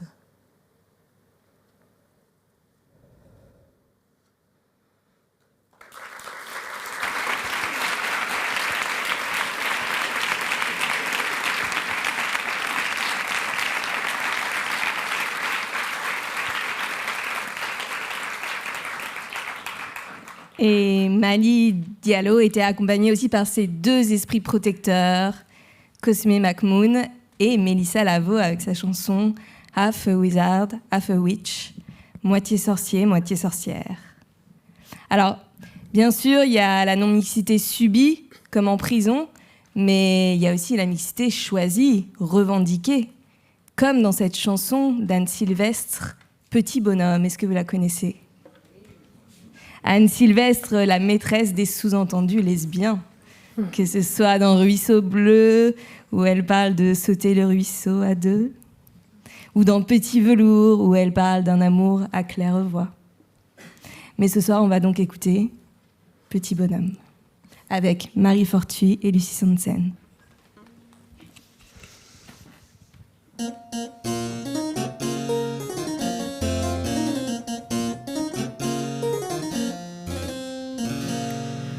Le mari de Marivonne était mon amant. Quelquefois je m'en étonne encore maintenant. Au début tout feu tout braise, il était gentil. Quand il se mettait à l'aise, il refaisait le lit. Il me disait tu es belle, après comme avant. Il descendait la poubelle en repartant. La la la, petit bonhomme, comme on est bien élevé. C'était grâce à Marivonne, il me l'avait caché. La la la, petit bonhomme, comme on avait bien menti. Ma femme est une matrone, il m'avait dit. Le mari de Marivonne était mon amant. Puis il m'appela Bobonne au bout de pas longtemps. Puis je rencontrai sa femme qui me dit merci, depuis qu'il vous a dans l'âme, il ne vient plus ici. Il m'avait dit Marivonne est un vrai boudin. Toujours elle me cramponne mais ça me dit rien. La la la, petit bonhomme, comme on est mal élevé. Marivonne est très mignonne, il me l'avait caché. La la la, petit bonhomme, comme on avait bien menti. Ma maîtresse est une conne, il lui avait dit. Le mari de Marivonne n'est plus mon amant. Comme il n'a trouvé personne, il est chez sa maman. Marivonne et moi, on pense qu'on pourra bientôt se prendre un peu de vacances, un peu de repos. Mais voilà que Marivonne m'apprend ce midi. Ma belle-mère me téléphone, elle vient aussi.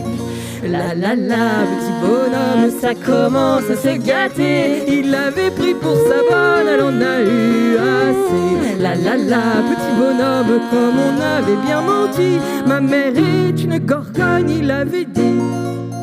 Le mari de Marivonne a pu se recaser. C'est Sophie qui lui redonne un peu de volupté.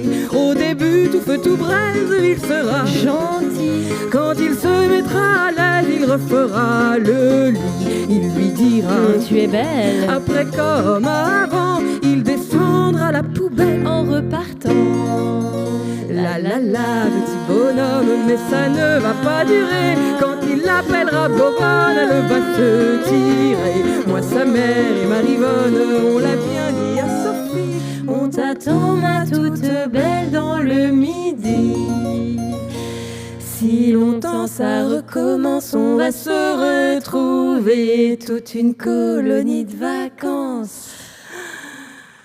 On va bien s'amuser.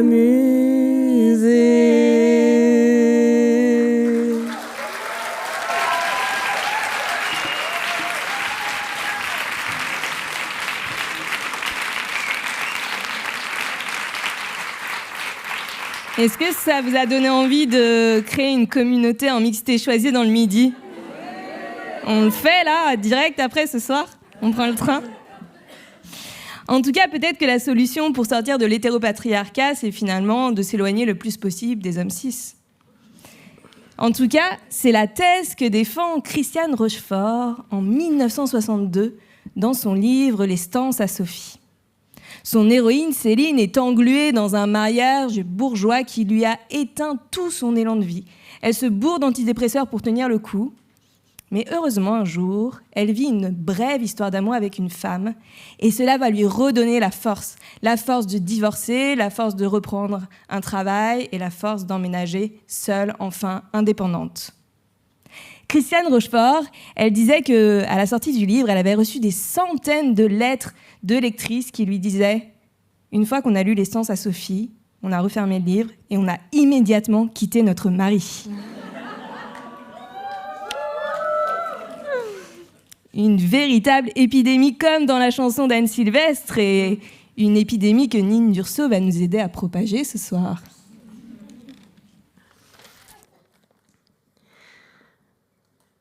Ce qu'il y a avec nous, pauvres filles, c'est qu'on n'est pas instruites. On arrive là-dedans sans véritable information. On trouve le machin déjà tout constitué, en apparence solide comme un roc. Il paraît que ça a toujours été comme ça. C'est la nature des choses. C'est ce qu'ils nous disent tous. Et d'abord, on le croit. Comment faire sans référence ? Parfois, on s'étonne, c'est tout de même un peu gros. Mais pour réaliser que c'est simplement bête, ça demande du temps et ça demande une bonne tête.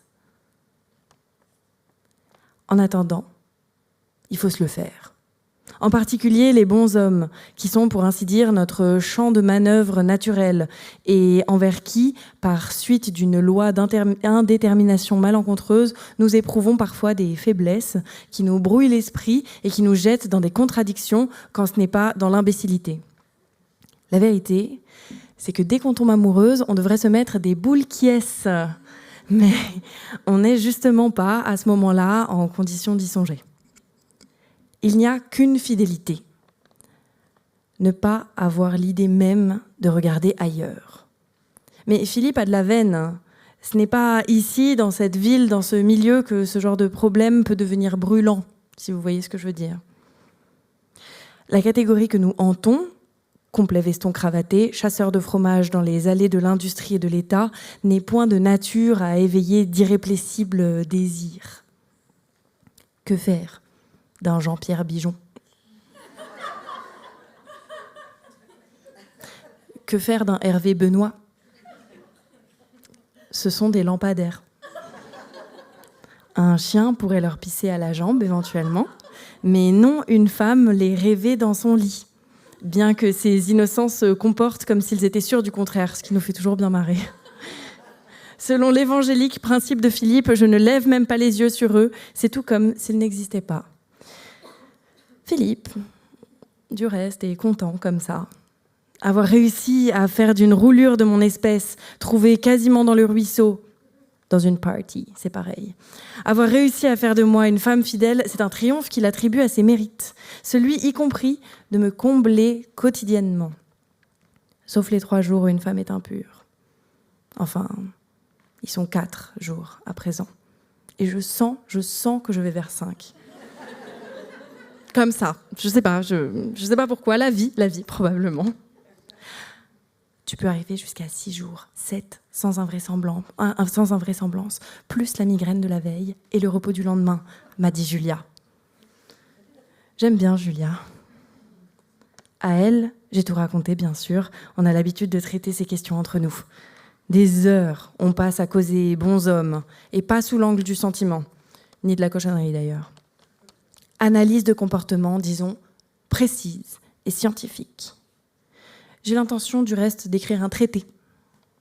J'entrepris jadis des études d'ethnologie. Elles m'ont un peu déçue. Le programme présente des lacunes. Il se propose d'examiner les mœurs des peuplades sauvages, mais il en est une dont il n'est point fait mention, la race dite blanche, dite civilisée, dite développée. Ah ah! Je pense que je vais m'y consacrer. Après tout, je suis compétente. J'ai vu des spécimens de près et in vivo. Entre Julia et moi, on totalise une somme d'observations déjà appréciable, au moins égale aux moyennes sur quoi se fondent les experts. Au besoin, nous y adjoindrons des enquêtes sérieuses pour lesquelles nous sommes armés de tests de véracité. Je prends des notes. On s'amuse. Avec Julia, je revis un peu. Un jour, j'ai même ressuscité. Il faisait chaud. On venait de prendre une douche, tranquille. Chez elle, personne. On a eu envie de se faire plaisir, on l'a fait. Comme ça, simplement. Juste pour le plaisir.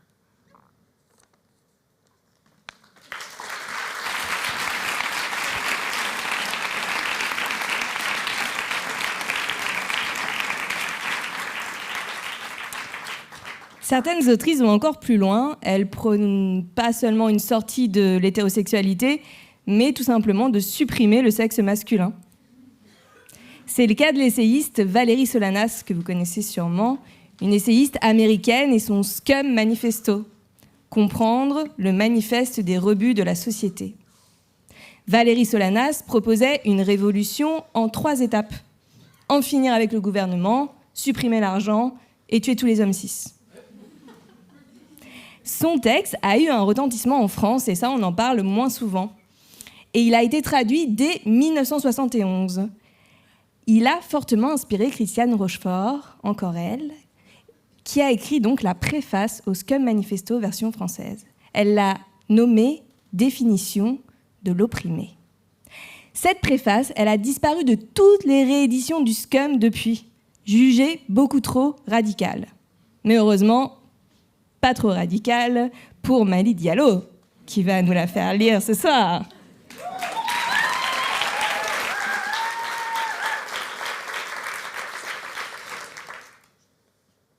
Il y a un moment où il faut sortir les couteaux.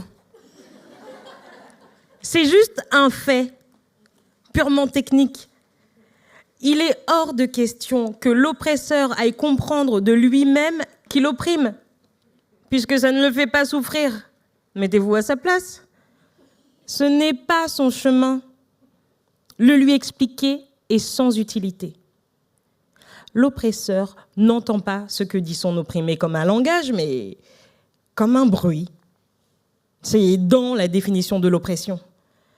En particulier, les plaintes de l'opprimé sont sans effet, car naturelles. Pour l'oppresseur, il n'y a pas d'oppression forcément, mais un fait de nature. Aussi est-il vain de se poser comme victime. On ne fait par là qu'entériner un fait de nature que s'inscrire dans un décor planté par l'oppresseur. L'oppresseur qui fait le louable effort d'écouter, libéral intellectuel, n'entend pas mieux. Car même lorsque les mots sont communs, les connotations sont radicalement différentes. C'est ainsi que de nombreux mots ont, pour l'oppresseur, une connotation jouissance et pour l'opprimé, une connotation souffrance ou divertissement corvée ou loisir travail, etc., etc. Allez donc causer sur ces bases. C'est ainsi que la générale réaction de l'oppresseur qui a écouté son opprimé est en gros « mais de quoi diable se plaint-il ? Tout ça, c'était pas de temps. » Au niveau de l'explication, c'est tout à fait sans espoir. Quand l'opprimé se rend compte de ça, il sort les couteaux.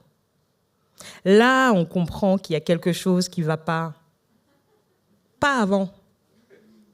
Le couteau est la seule façon de se définir comme opprimé. La seule communication audible. Peu importe le caractère, la personnalité, les mobiles actuels de l'opprimé. C'est le premier pas réel hors du cercle. C'est nécessaire.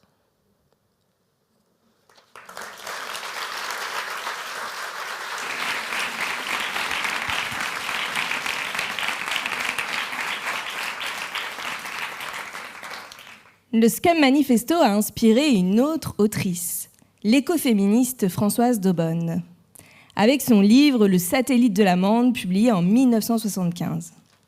C'est un récit de science-fiction où Françoise d'Aubonne a imaginé un monde où le Scum Manifesto aurait été adopté. Ce serait la nouvelle constitution. Et tous ses préceptes auraient été appliqués à la lettre. Après une guerre des sexes sanglante, tous les hommes ont donc été tués et les femmes se reproduisent par clonage. Alors, Françoise d'Aubonne, à l'époque, elle a été invitée sur le plateau d'Apostrophe, l'émission de Bernard Pivot, et il lui demandait ses motivations. Notamment, il lui demandait « Mais comment fait-on l'amour dans cette société ?» La vidéo est disponible sur l'INA, il faut la regarder. Je vous la conseille. Et puis elle poursuivait en disant « J'ai écrit une épopée délirante parce que je trouve que le monde est tellement dénué d'émotions fortes, d'une telle banalité. Et moi, je trimballe une masse de fantasmes. Et il fallait bien que je les couche sur le papier, non ? Alors, entrons dans les fantasmes de Françoise d'Aubonne avec Pauline Paris.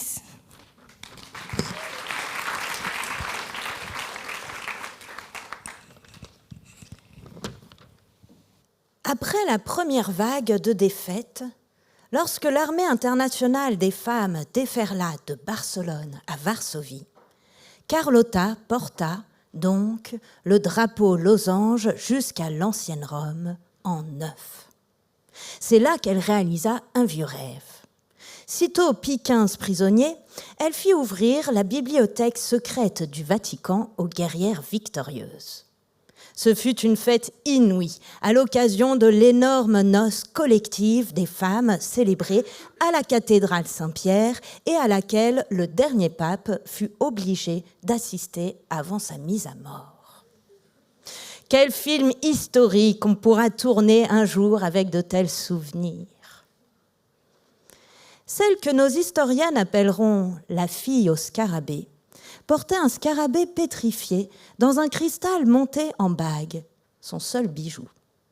Cette meneuse de femmes, qui avait traversé les montagnes avec les blessés et les mourantes, quasiment sans vivre, par un des plus rudes hivers du siècle débutant, annonça, devant 2000 profanatrices ivres et hurlantes qui agitaient leurs torches, que les secrets du Vatican étaient aujourd'hui arrachés à leurs cavernes et livrés au monde au moment où ce même monde était revenu aux femmes.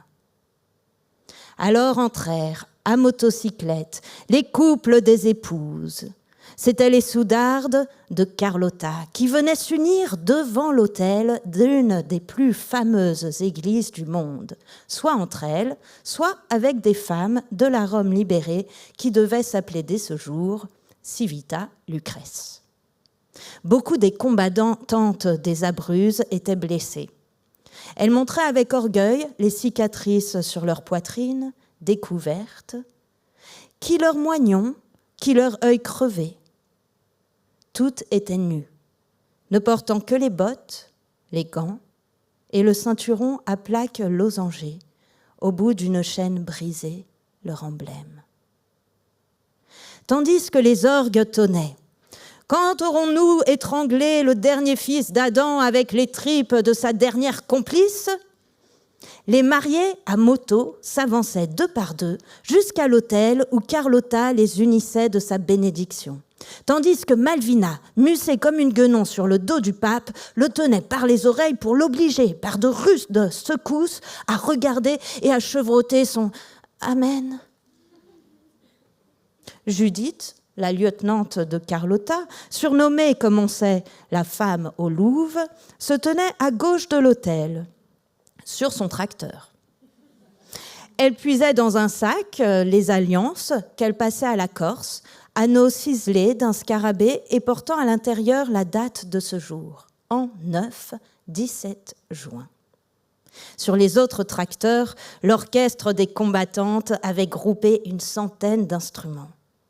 Lorsque les orgues se turent, les musiciennes, dont certaines portaient d'immenses antennes de scarabées ou des peaux de bêtes, se levèrent et jouèrent sur un très vieil air pop, Delandus est animus, soit l'esprit mâle doit être détruit.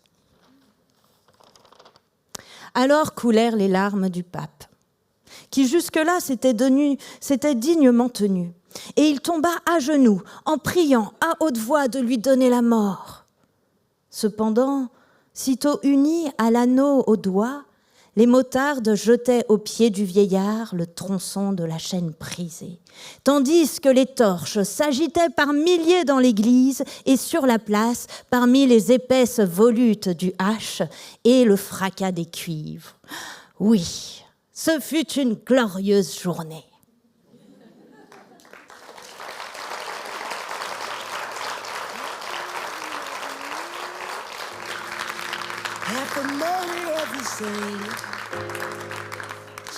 Glorieuse soirée, non ?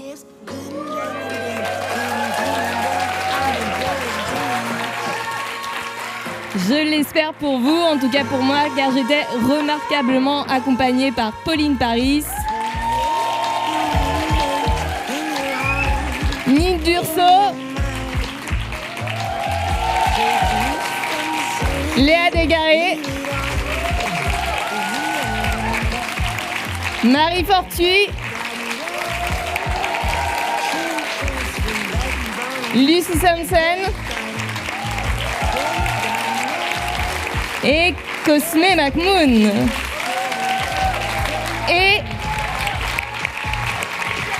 Et Mali Diallo.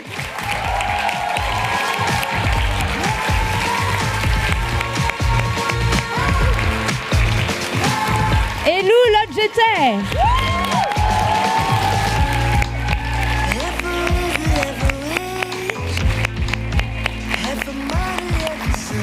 Un grand merci à vous d'avoir été là, si nombreux et nombreuses. Un grand merci à la Maison de la Poésie de nous avoir accueillis si chaleureusement. Et un grand merci à la technique, Alain, William et Rachel.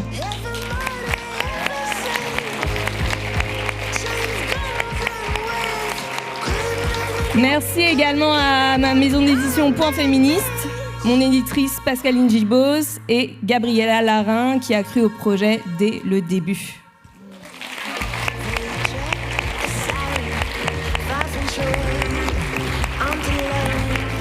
Alors si vous voulez, on continue la discussion dehors autour du livre, Les Dessous lesbiens de la chanson. C'est un petit aperçu, il y a 30 analyses et il y a aussi des interviews, notamment de la littérature. J'ai dit quoi ? De la chanson. Ah oui, d'accord.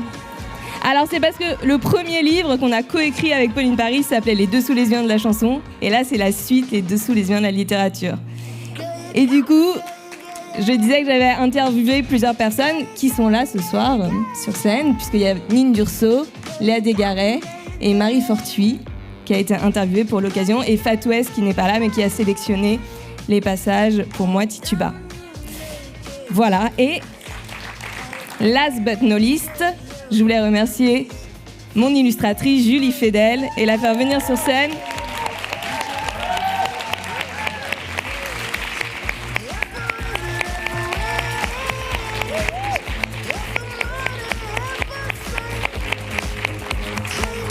On se retrouve dehors alors.